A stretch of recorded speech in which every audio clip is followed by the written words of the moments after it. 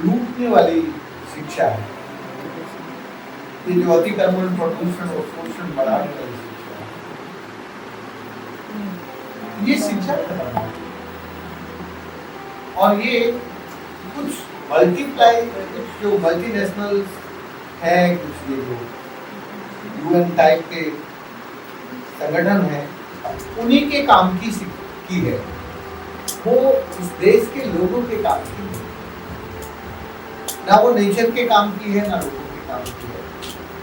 तो फिर हमें कैसी शिक्षा चाहिए? उस शिक्षा को हमने अभी तक जो कुछ पिछले 2-3 सालों में थोड़ी एक्सरसाइज की, उसके लिए हम सब ढूंढ रहे थे कि हमारी शिक्षा कैसी है। तो फिर हमें समझ में आया कि शिक्षा का संबंध, ये जो इंडिजिनस नॉलेज सिस्टम है इन दिस वर्ल्ड, इस दुनिया में जहाँ भी इंडिजिनस नॉलेज सिस्टम और इंडिजिनस लोग, जो भी इंडिजिनस, वो इंडिजिनस लोगों का जो अपना नॉलेज सिस्टम है, उसमें इक्विटी है, उसमें नेचर और ह्यूमन काइंड का नरिशमेंट है, पोषण है, और उसमें रक्षण है, रक्षण, इक्वल रक्षण है, रक्षण, पोषण, शिक्षण, और उसमें सबको जानने की बराबर अपॉर्चुनिटी है। जबकि शिक्षा में ये अपॉर्चुनिटी नहीं है। शिक्षा और विद्या में मेरे लिए अंतर यही है कि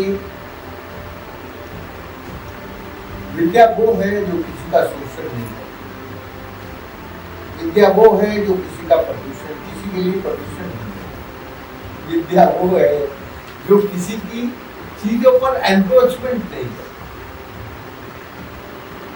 और शिक्षा की जो इंजीनियरिंग और टेक्नोलॉजी है, वो एक्सट्रैक्शन करना सिखाती है, उसमें कॉन्शियसनेस और कंसर्न नहीं है।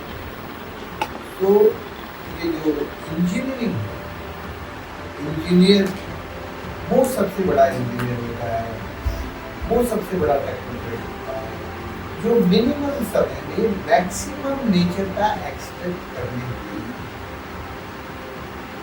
तकनीक और इंजीनियरिंग खोज लेता है।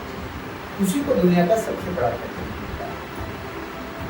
ये मिनिमम टाइम में मैक्सिमम एक्सट्रैक्ट। और जो हमारी सोशल साइंस है, वो सोशल साइंस इस नेचर में बिना मेहनत किए, बिना पसीने से काम किए, हम दूसरों की चीजों को कैसे अपने लिए शोषण करने लगे, बिना करे खाने लगे। ये जो बिना करे खाने की शिक्षा है, वो ये आधुनिक शिक्षा की जो सोशल साइंस डिपार्टमेंट है, वो सिखाता है। और जो मैनेजमेंट डिपार्टमेंट है, वो हमें हमारे राइट्स पर एनक्रोच करता है, एनक्रोच करना सिखाता है।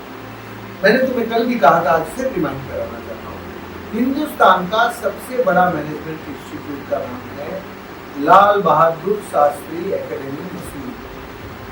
वहां जो मैनेजर तैयार होते हैं, वो मैनेजर सबके राइट पर एनक्रोच करते हैं, सबकी कॉमन प्रॉपर्टी, जंगल, जिसपे चाहे वो, जिसपे जब चाहे तब एनक्रोचर बन जाते हैं, एनक्रोचमेंट करते हैं। तो जो मैनेजमेंट है, वो हमें एनक्रोचमेंट सिखाता है।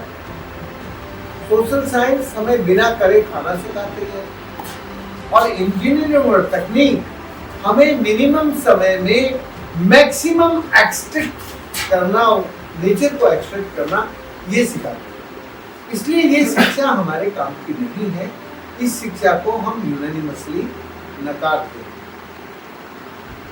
आज के स्कूलों में, कॉलेजों में यही शिक्षा दी जाती है। मैंने पिछले 10 सालों में बहुत कोशिश की है, लेकिन मैं निराश नहीं हूं कि यूनिवर्सिटीज में ऐसी कुछ विद्या का काम शुरू हो जिससे हम नेचर को और ह्यूमन काइंड को नरिश करने लगे, पोषण करने। आज की तारीख में दुनिया की किसी यूनिवर्सिटी में नेचर को और ह्यूमन काइंड को इक्वली पोषण, रक्षण, संरक्षण करने वाली शिक्षा का कैरिकुलम नहीं है, एक भी यूनिवर्सिटी में नहीं है।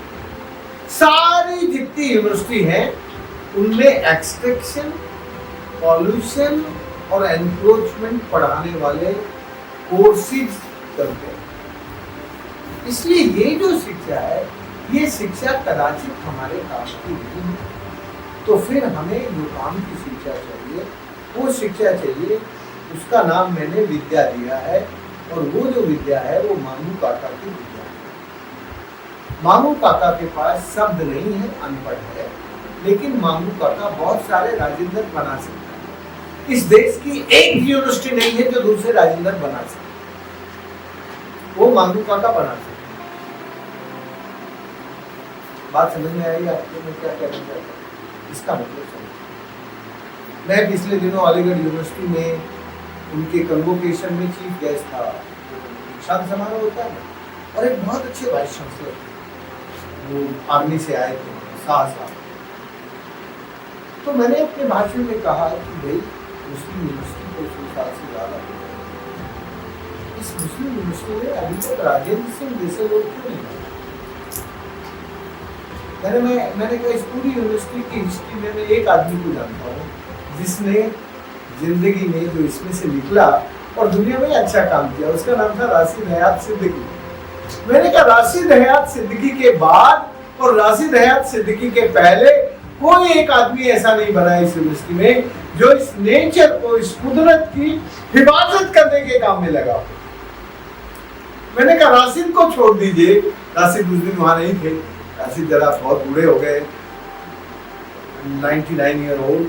तो मैंने कहा राशिद को छोड़ दीजिए, एक भी आदमी नेचर, इस कुदरत की हिफाजत करने वाला नहीं बना। वो शाह साहब बहुत अच्छे आदमी थे।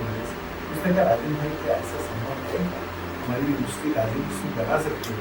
मैंने कहा बिल्कुल बना सकती, पर तुम नहीं बना। फिर ऐसे सीधे सीधे, भाई तुम मुझे सीधा कभी बोलते हो ना, मुझे प्यार करते हो इसलिए मुझे सीधे बोल्ड नहीं कह सकते हो, नहीं देखो भाई ये बात करते हैं, तो मैं उसको प्यार करता हूँ शाह साहब।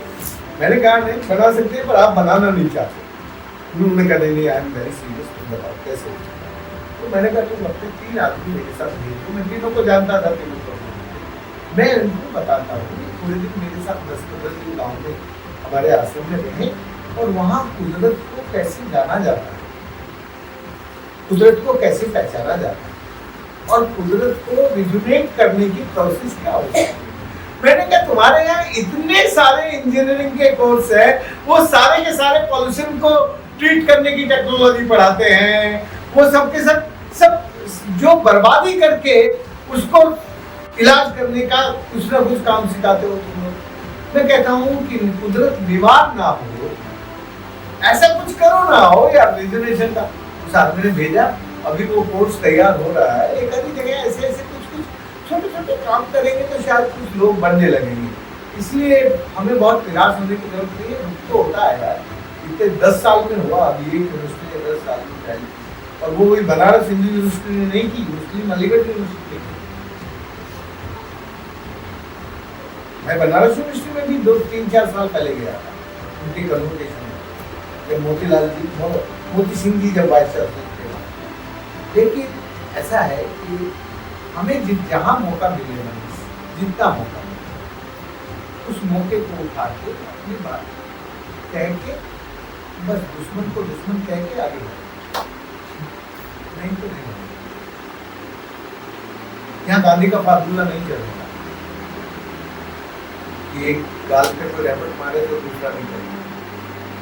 तो गांधी का जमाना अलग है, तब वो हिंदुस्तान नहीं थे। अभी तो लोग बदल गए, अभी तो एक गाल पे लगवाओगे तो दूसरा गाल करोगे तो दूसरे गाल पर और जोर से लग सकते। इसलिए आप हमारे समझ